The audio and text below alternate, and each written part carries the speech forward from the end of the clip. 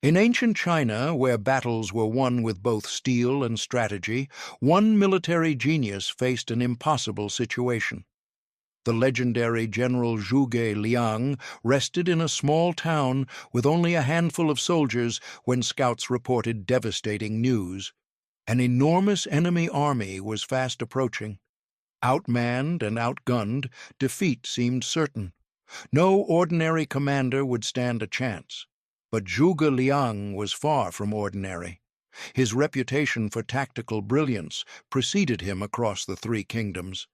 What happened next would become one of history's most legendary displays of psychological warfare.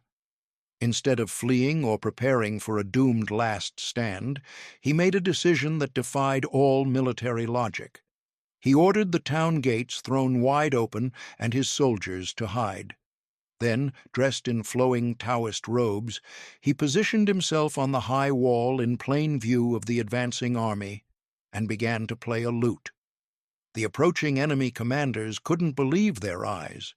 Was this supreme confidence or an elaborate trap? As tension mounted, they faced a crucial decision that would determine hundreds of lives. Before we start the video, buckle up, get ready, and subscribe for a special surprise. The afternoon sun cast long shadows across the ancient stone walls of the small frontier town.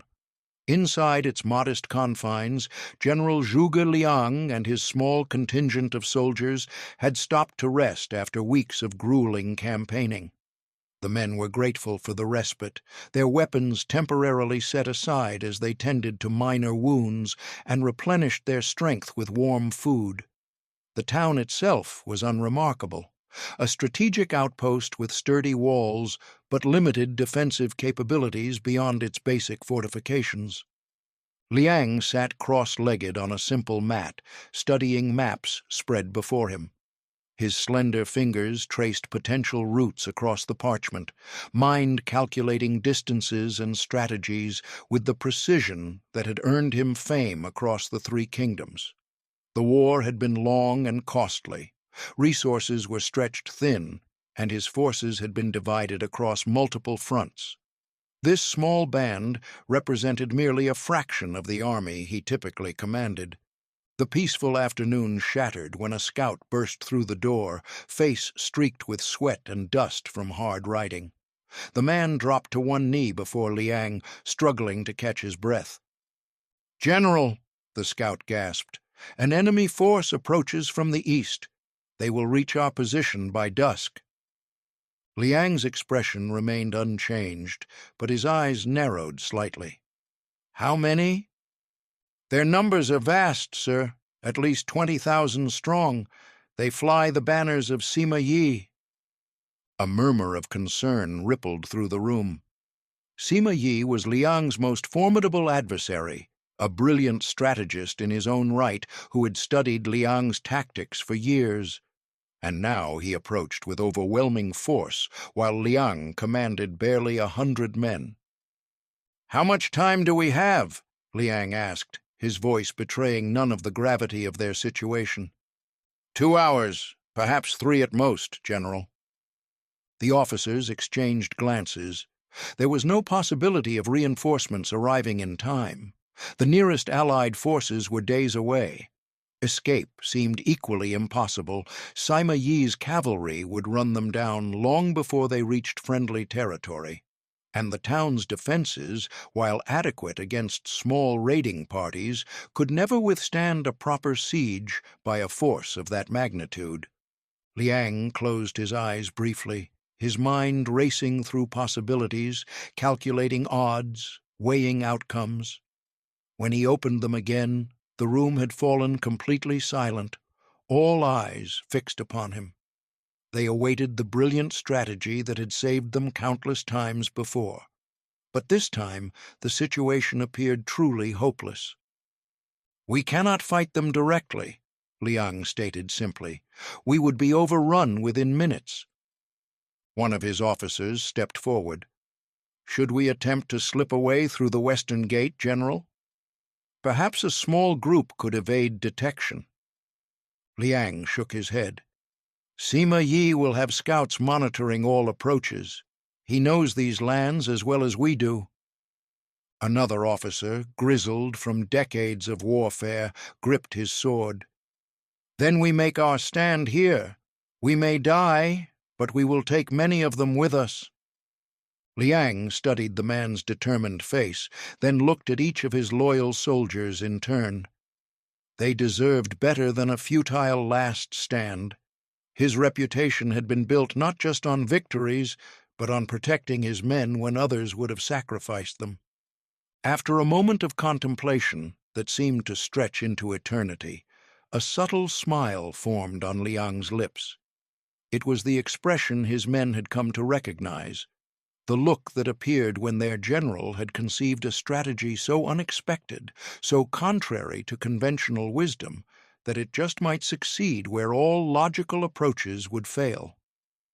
"Open the gates," he commanded. The room fell silent. His officers stared in disbelief. "General," one finally ventured, "open all 4 gates to the town, wide open, then hide yourselves. Every soldier, every townsperson, not a single soul is to be visible from the walls or streets." The officers exchanged confused glances, but years of following Liang's seemingly inexplicable orders had taught them trust. His strategies, however unorthodox, had repeatedly snatched victory from certain defeat. "What will you do, General?" asked his most trusted lieutenant. Liang rose to his feet in one fluid motion.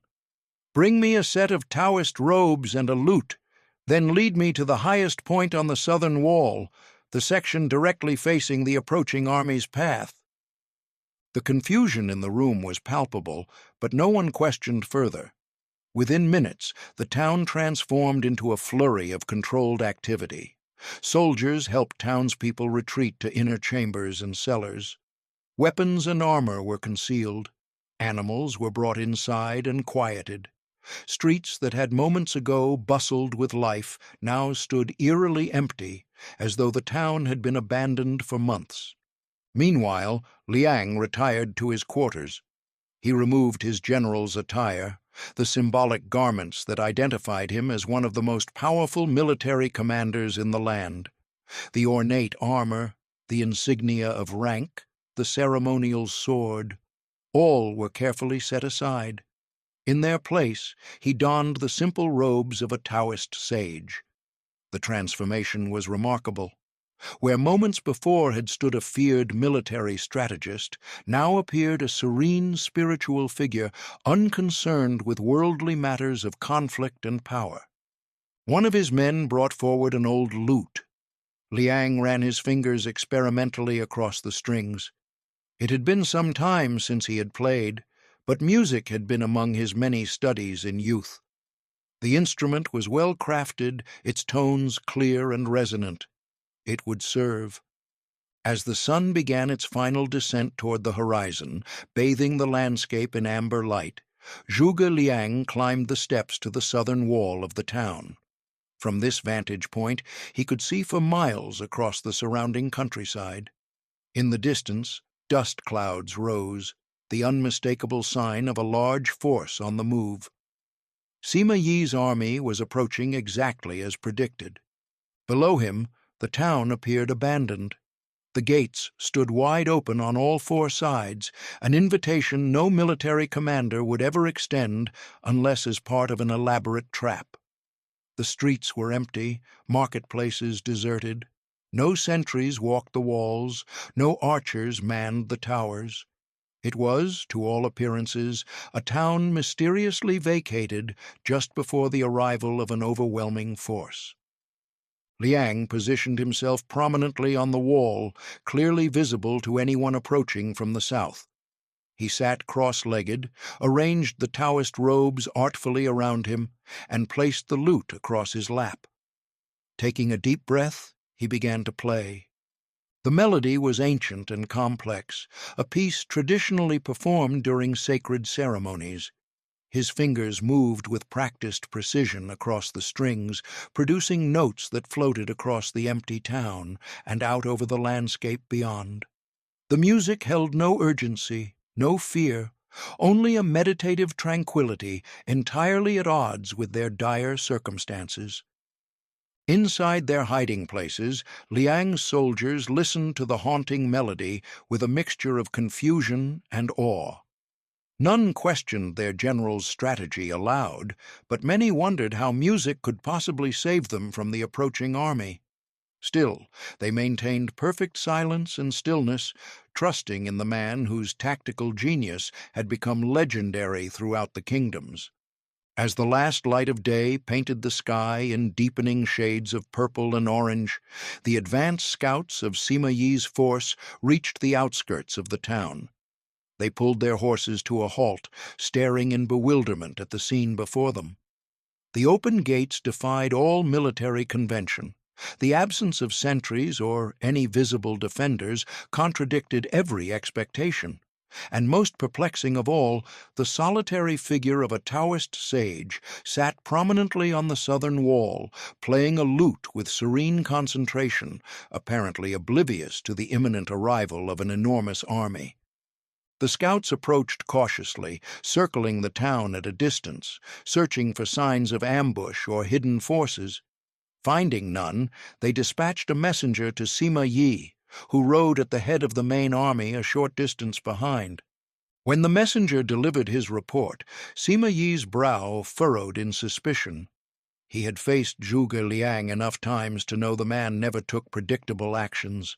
If the town appeared defenseless, that appearance must surely conceal some elaborate stratagem. "And you say there is a lone figure on the wall?" "Playing music?" Sima Yi questioned. "Yes, General. A Taoist, it seems, playing a lute. He makes no move to flee or hide as we approach." "Describe this person." The scout hesitated. Tall, slender, distinguished bearing despite the simple robes. I could not see his face clearly from a distance. Sima Yi's eyes narrowed. A suspicion formed in his mind, one that seemed simultaneously absurd and yet entirely plausible given his opponent's reputation for unconventional tactics. Could it possibly be Zhuge Liang himself, sitting exposed and seemingly vulnerable on that wall? As the main body of the army drew closer to the town, the strange tableau became visible to more of the troops. The melody from the lute carried clearly in the evening air, an incongruous sound amidst the march of 20,000 soldiers. Commanders exchanged puzzled glances. Veterans of many campaigns grew increasingly uneasy. Something was wrong. This scenario fit no pattern they recognized from experience. Sima Yi raised his hand, and the massive formation ground to a halt a few hundred paces from the town gates. He summoned his top generals to his side. "What do you make of this?" he asked them, gesturing toward the open gates and the lone musician. One general stepped forward. "It must be a trap, Lord. Perhaps they have dug trenches inside the gates, filled with spikes and covered with straw, or hidden archers in the buildings surrounding the square." Another shook his head. "I see no movement within the town at all. No glint of weapons, no shadow of movement behind windows. It appears truly abandoned, except for that one figure." "Which makes even less sense," a third general pointed out. "Why would a single civilian remain when all others have fled? And why play music in full view of an approaching army?" Sima Yi studied the distant figure through narrowed eyes. The sun had nearly set now, casting long shadows across the landscape. The musician continued to play, the melody changing to something more complex, more technically impressive. It was not the playing of a casual practitioner, but of someone with considerable skill. "Send a small detachment to investigate," Sima Yi ordered. "Have them approach the gate cautiously. The rest of the army will remain here." A captain selected 10 of his most experienced men. They approached the southern gate with weapons drawn, moving in the practiced formation of veteran soldiers, expecting ambush at any moment. The music continued uninterrupted as they crossed the open ground between the army and the town. The lute player gave no indication he had even noticed their approach. The small group paused at the threshold of the gate, peering into the town beyond. The streets were indeed empty, unnaturally so. No civilians going about evening activities, no guards patrolling, no animals wandering. The silence was complete, save for the lute's melody floating down from above. The captain signaled 2 men to proceed inside while the others covered them. The pair advanced cautiously into the town square, swords at the ready, scanning rooftops and doorways for any sign of hidden defenders. Finding none, they signaled back to their comrades that the immediate area appeared secure. The captain was about to order a more thorough search when he glanced up at the wall where the musician sat. Something about the figure's posture, the precise way he held his head, triggered a memory. Though dressed in Taoist robes rather than military attire, there was something unmistakably familiar about the man. A chill ran down the captain's spine as recognition dawned. He had seen this person before, though always from a distance, on battlefields where his army had suffered crushing defeats despite superior numbers. The figure on the wall was no anonymous musician. It was Zhuge Liang himself. The captain hastily ordered his men to withdraw. They retreated to where Sima Yi waited with the main army, now arranged in battle formation, despite the lack of any visible opposition. "General," the captain reported, dropping to one knee, "the town appears empty, but the man on the wall, I believe it is Kongming himself." Kongming, the stylized name by which Zhuge Liang was known throughout the 3 kingdoms. Sima Yi's expression darkened. If Zhuge Liang was here personally, displaying himself so prominently, so vulnerably, it could only mean one thing: absolute confidence in whatever trap he had prepared. "What game are you playing, Kongming?" Sima Yi muttered, almost to himself. He raised his voice to address his generals. "This is exactly the kind of unorthodox strategy for which Zhuge Liang is famous. He wants us to enter the town. Therefore, we shall not." "But, Lord," one general protested, "we see no evidence of enemy forces. Our scouts report no army within a day's march of this position. If Liang is here with only a small guard, we could capture him and end this campaign in a single stroke." "And if you are wrong?" Sima Yi challenged. "If this is indeed one of his stratagems? Remember the Battle of Red Cliffs. Remember the Valley of Lost Souls. Time and again, Liang has baited his enemies into positions of apparent advantage, only to spring traps of devastating consequence." The generals fell silent. The memories of those defeats were still painful to many present. Thousands of good soldiers lost because commanders had underestimated Zhuge Liang's capacity for deception. "But the gates stand open," another general pressed. "He sits alone on the wall. What possible trap could await when we see empty streets and buildings? Our force is 20,000 strong. Even if he has several hundred men concealed within, we would overwhelm them." Sima Yi's gaze remained fixed on the distant figure. "Think. Why would a commander of Liang's experience place himself in such an exposed position? Why make himself such an easy target? The very ease with which we could capture or kill him should tell you this is not what it appears." The music from Zhuge Liang's lute grew more complex as twilight deepened into night.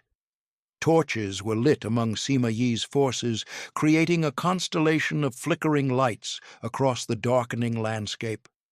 The melody drifted across the empty space between the town and the assembled army, its notes clear and deliberate, betraying no hint of fear or hesitation. On the wall, Liang's fingers moved with practiced precision across the strings. His posture remained relaxed, his expression serene. To any observer, he appeared completely absorbed in his music, as though the presence of 20,000 enemy soldiers was of no consequence whatsoever. The Taoist robes he wore rippled gently in the evening breeze, completing the image of a spiritual ascetic rather than a military commander. Sima Yi watched from his position at the head of his army, his mind racing through possibilities. He had studied Zhuge Liang for years, analyzed his strategies, attempted to anticipate his movements. Yet, time and again, Liang had proven himself to be several steps ahead, seeing angles and opportunities invisible to others. That was what made him such a dangerous opponent, not just his intelligence, but his capacity to think beyond conventional military doctrine. "The town appears truly empty," one of Sima Yi's scouts reported after conducting a more thorough reconnaissance. "We observed from multiple vantage points and saw no movement within the walls besides the lute player." Another scout stepped forward. "We have confirmed it is indeed Zhuge Liang on the wall. 3 of our men who have seen him at close range in past diplomatic meetings have identified him with certainty." Sima Yi frowned. The confirmation only deepened the mystery. What could possibly explain Liang's behavior? The man was a master strategist, not a madman. There had to be logic behind these seemingly irrational actions.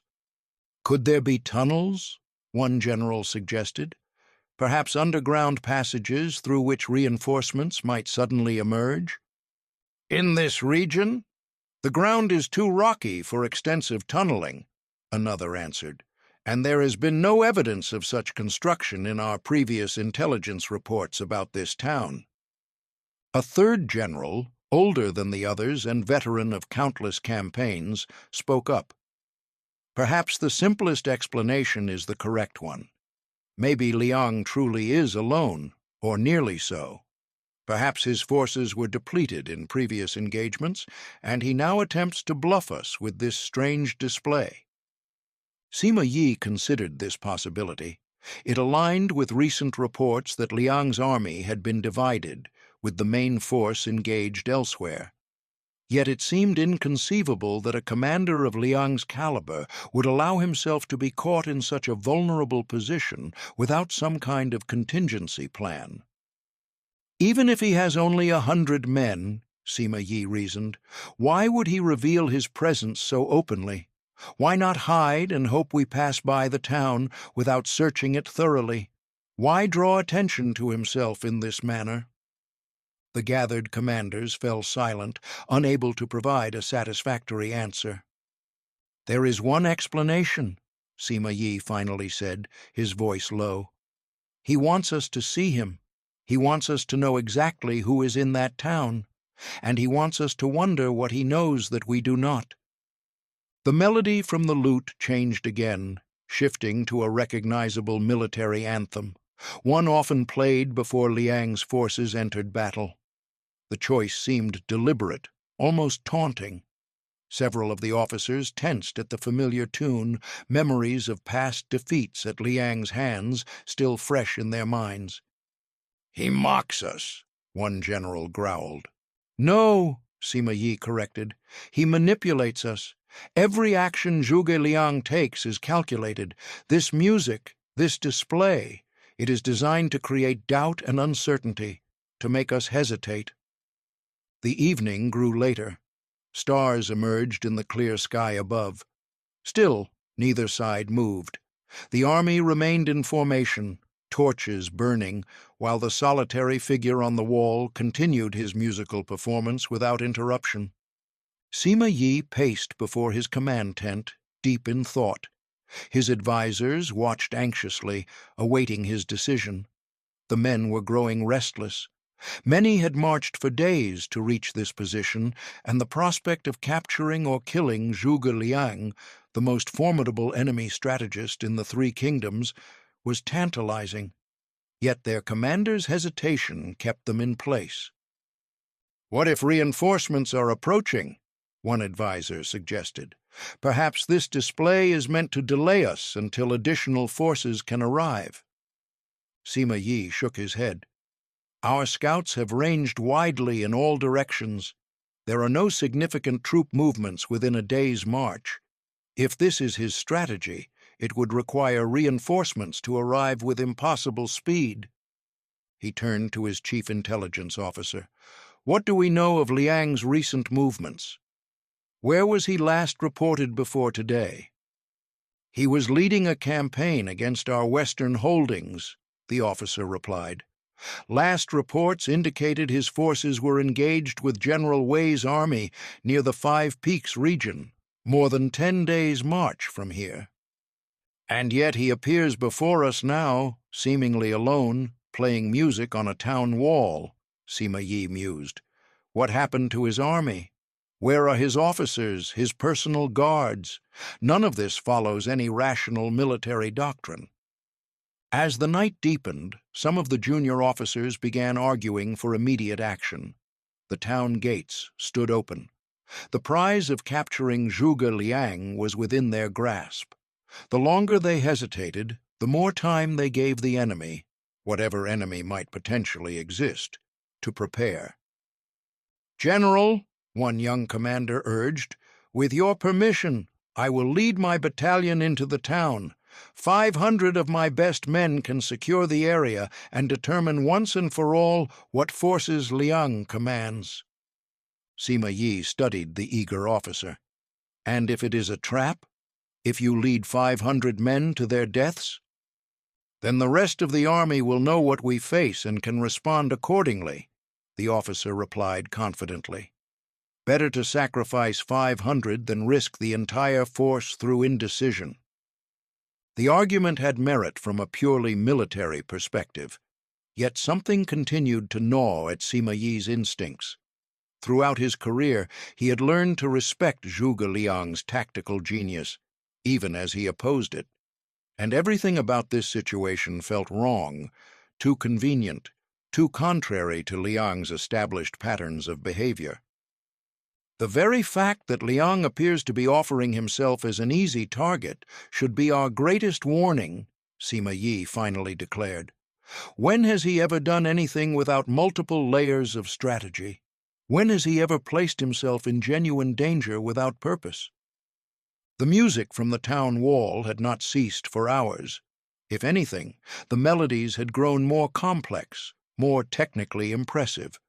It required significant stamina and skill to maintain such a performance for so long, further evidence that the musician was indeed Zhuge Liang, known for his mastery of multiple scholarly and artistic disciplines beyond his military expertise. Several more scouts returned from reconnoitering the area surrounding the town. They reported no signs of hidden forces, no evidence of reinforcements approaching, no indication of any military presence beyond the lone figure on the wall. "It defies explanation," one general muttered. "Unless—" "Unless what?" Sima Yi prompted. "Unless he truly is alone, or nearly so.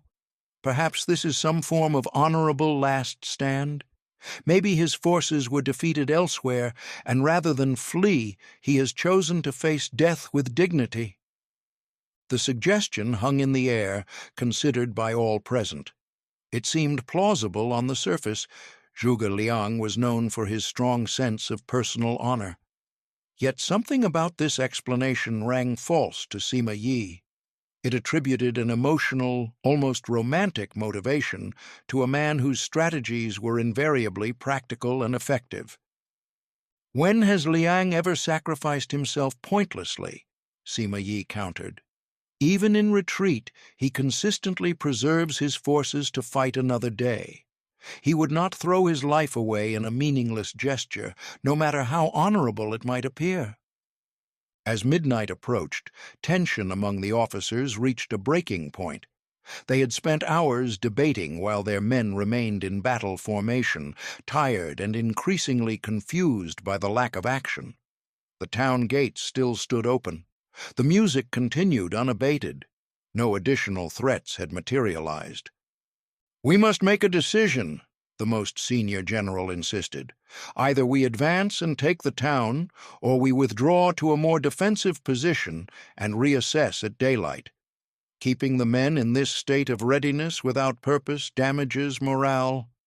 Sima Yi nodded slowly, acknowledging the truth in these words. The time had come to act, one way or another. He gazed again at the distant figure on the wall, still playing his lute with apparent serenity in the face of overwhelming odds. What would I do in his position? Sima Yi asked himself quietly. If I had only a handful of men against an army of thousands, what strategy would offer even a remote chance of survival? The answer came to him with sudden clarity. If conventional military tactics offered no hope, one might resort to psychological warfare, create confusion where there should be certainty, make strength appear as weakness and weakness as strength, use the enemy's caution against them. "I believe I understand," Sima Yi announced, his voice cutting through the ongoing debate among his officers. "Zhuge Liang has turned his greatest liability, his lack of forces, into an asset. By making his presence so obvious, by creating a scene so bizarre and contrary to military convention, he has made us doubt our own intelligence. He has transformed his weakness into a mystery we cannot solve without risk." The officers fell silent, considering his words. "So he is alone?" one finally asked. "This is merely an elaborate bluff?" "Whether he is alone or commands a small force is almost irrelevant," Sima Yi replied. "The brilliance of his strategy is that it forces us to question everything we believe we know. If we advance, we risk falling into whatever trap he might have prepared, however unlikely that seems. If we retreat, we potentially abandon an easy victory. He has created perfect doubt." As if to emphasize this point, the music from the wall changed once more, shifting to a triumphant, almost celebratory melody. The timing seemed too perfect to be coincidence, as though Liang had somehow overheard their conversation and was acknowledging Sima Yi's assessment. The senior officers exchanged uneasy glances. Many had experienced Zhuge Liang's uncanny ability to predict their movements in past campaigns. Some had even begun to attribute supernatural powers to him, though Sima Yi dismissed such superstitions. Liang was merely a man, albeit an exceptionally intelligent one, with an unparalleled understanding of human psychology and military strategy. "What is your command, General?" the senior officer asked. Sima Yi stood in silence for a long moment, weighing his options. 20,000 men awaited his order. The rational analysis suggested minimal risk in taking the town. Their scouts had been thorough, and no significant enemy force could be hiding within those walls. Yet his instincts, honed through decades of warfare, warned him of danger.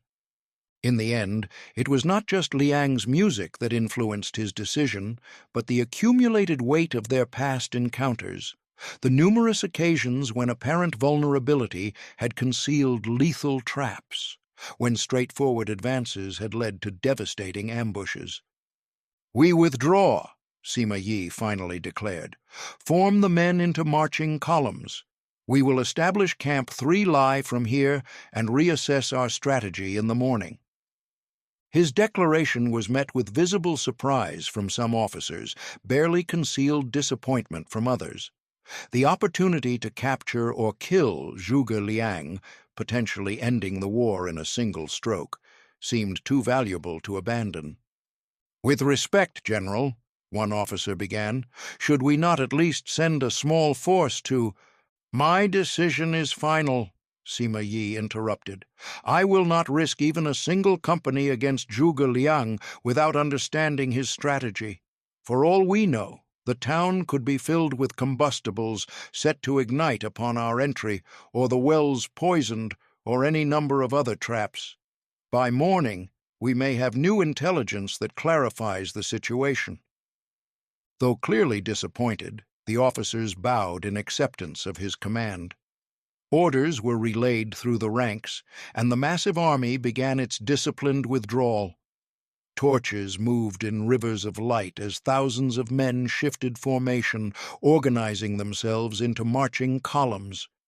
From his position on the wall, Zhuge Liang continued to play, his expression unchanged, as though the retreat of the enemy army was of no more consequence than their arrival had been.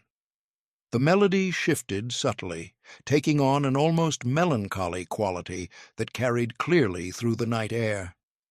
Inside the town, hidden in cellars and back rooms, Liang's small force of soldiers held their collective breath.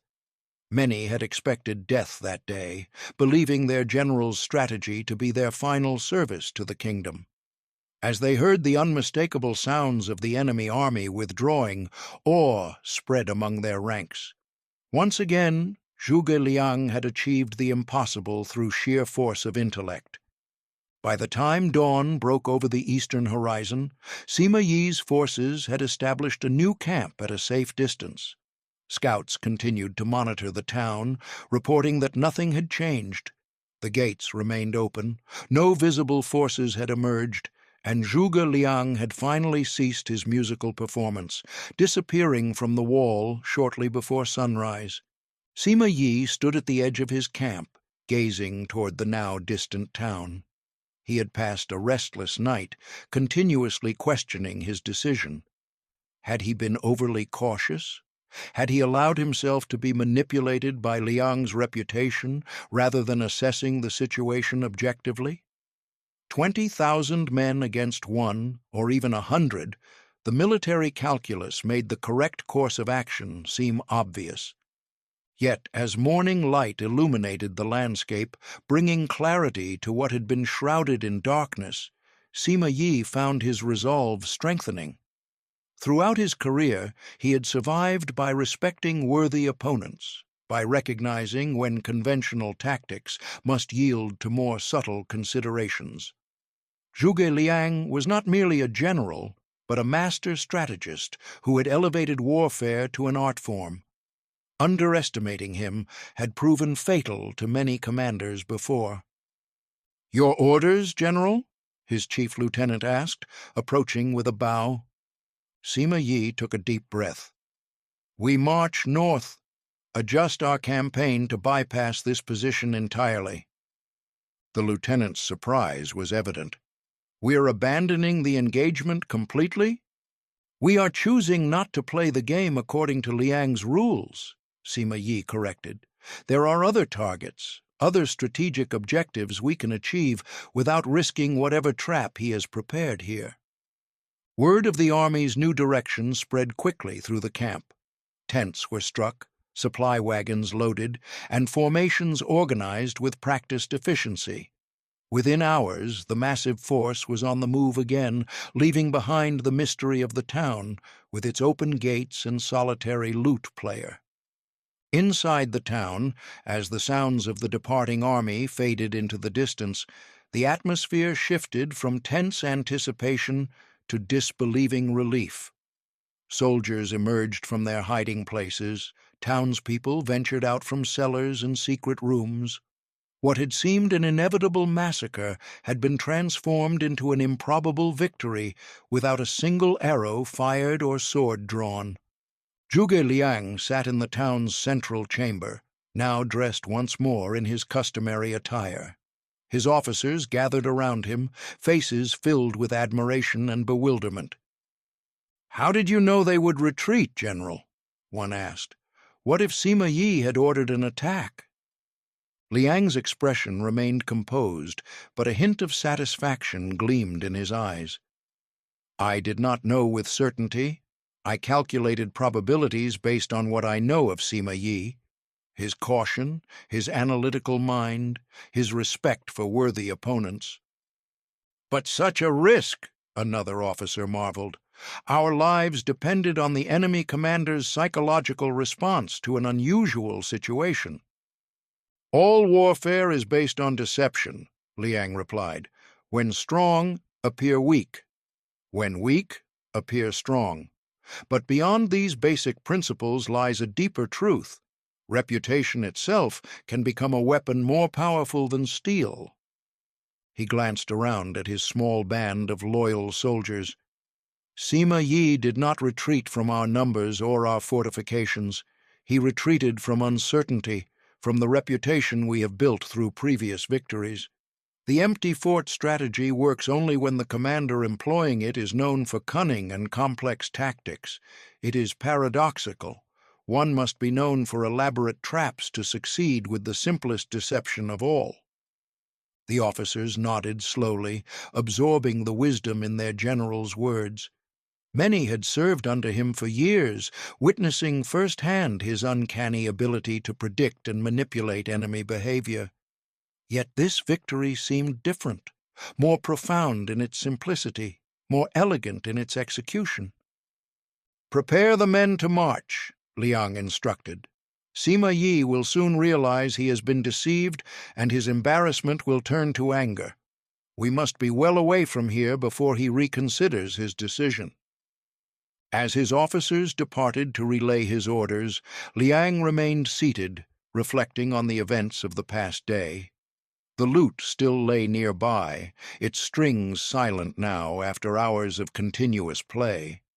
His fingers were sore from the extended performance, a small price to pay for the lives of his men and the success of their broader campaign. The empty fort strategy represented the highest achievement in military thinking, victory without battle, triumph through understanding rather than bloodshed. Such victories left no widows grieving, no children orphaned, no fields scorched and barren. They required no superior weapons or overwhelming numbers, only a deep comprehension of human nature and the courage to act counter to conventional wisdom. Within hours, the town was empty once more, this time genuinely abandoned as Liang and his forces slipped away along hidden paths toward friendly territory. They traveled light and fast, knowing that Sima Yi's realization of the deception would eventually come, bringing with it renewed pursuit and a determination to erase the embarrassment of having been outmaneuvered. Word of the incident spread rapidly through both armies and beyond. The story grew with each retelling.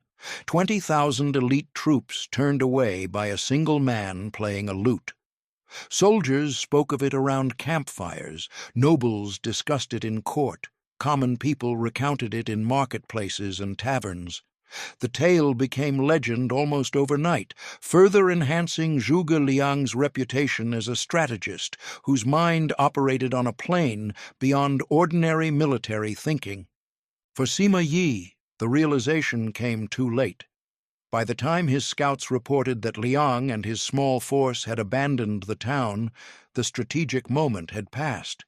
The campaign's momentum was broken, objectives delayed, and his own authority subtly undermined by whispers about his excessive caution in the face of a simple ruse. Yet privately, Sima Yi harbored a grudging admiration for his adversary's brilliance.